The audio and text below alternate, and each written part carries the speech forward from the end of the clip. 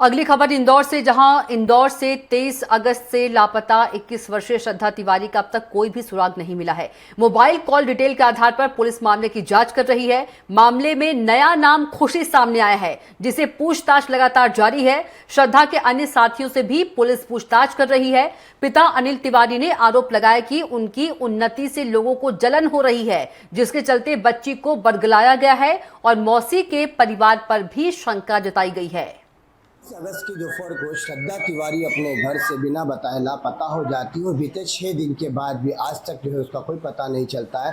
परिजन, पुलिस, तमाम रिश्तेदार जो है श्रद्धा तिवारी की समय तलाश में लगे हुए हैं। हमारे साथ में श्रद्धा तिवारी के पिताजी अनिल तिवारी जी मौजूद है। अनिल जी, 6 दिन बीत गए हैं, क्या कुछ जानकारी मिली है सामने आई? सर, अभी तक तो पूरी पिक्चरें घूमी जा रही है, जब से कुछ जानकारी नहीं मिल पा रही है कि मेरी बच्ची है कहाँ, किस स्थिति में है, किसके साथ है, कुछ भी जानकारी निकल के सामने नहीं आ रही है। पर्दे पर परतें खुलती जा रही है। पहले सार्थक नाम का लड़का का नाम आया था, अब जो है कहीं कहीं खुशी शर्मा लड़की का नाम आया है कि उसके पास में जानकारी है कि कहाँ श्रद्धा, उनसे उसकी बातचीत होती थी, कोई लेटर का जिक्र सामने आया, क्या चीज़ें सामने? सर, अब मतलब कंटिन्यू घूमते जा रही है पिक्चरें। वो लड़का जो है वो पुलिस प्रशासन के पास ही है, वो उसके पास है नहीं, वो तो मना कर रहा है और हमने कभी देखा भी नहीं उस लड़के को, तो मैं कैसे एक्सेप्ट करूं, बाकी वो जाने। और जो नया नाम आ रहा है उसके मम्मी पापा हमारे साथ 24 घंटे चल रहे हैं और पूरा सपोर्ट कर रहे हैं सभी जगह, मतलब मेरे से ज़्यादा टेंशन में चल रहे हैं साथ में।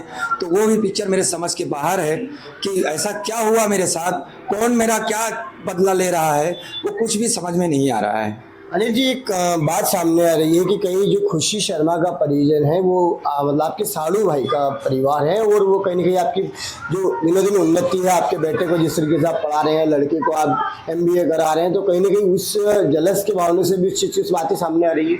सर, खुल के तो सामने आज तक नहीं आई, मेरे अंदर उनके क्या है कुछ पता नहीं चल पा रहा, क्योंकि वो मेरे से मतलब ढूंढने में और उस दिन से ये ऐसा चल रहे हैं कि शायद उतना मैं भी सीरियस नहीं हूँ जितना वो चल रहे हैं, तो मैं भी शायद उतना सीरियस नहीं हूँ, मेरे से ज़्यादा वो सीरियस है। और दोनों मम्मी पापा उस मैटर में 24 घंटे चल रहे हैं साथ में। पर इसीलिए ये नाम आने के बाद मेरे खुद समझ के बाहर है कि ऐसा क्या हुआ, कौन क्या किया कि मेरी बच्ची कहाँ गई। में उसको काफ़ी कुछ एविडेंस मिले हैं, उसको लेटर की बात खुशी केस में हो रही, तो क्या लगता है खुशी इस मामले में कितना इन्वॉल्वमेंट लगती है? अब ऐसी चीज़ें सब खुशी के द्वारा आ रही हैं, तो तहकीकात बहुत अच्छे से प्रशासन को करना चाहिए और प्रशासन करेंगे 100%। मेरे को पूरा विश्वास है कि 100% इस जड़ तक पहुंचा जाएगा।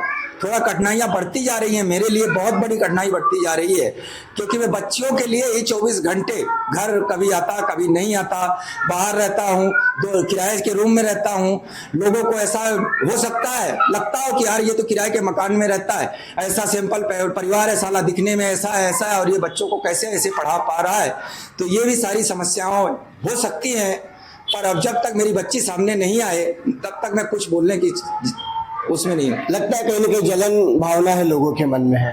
अब ऐसे ऐसे मोड़ एंगल ले रहे हैं, इसलिए ऐसा भी हो सकता है, क्योंकि अब नए नए ऐसे ट्रैक आ रहे हैं और मैं रहता हूँ, आप देख ही रहे आए हैं कि मेरा घर कैसा है, मैं कैसा हूँ।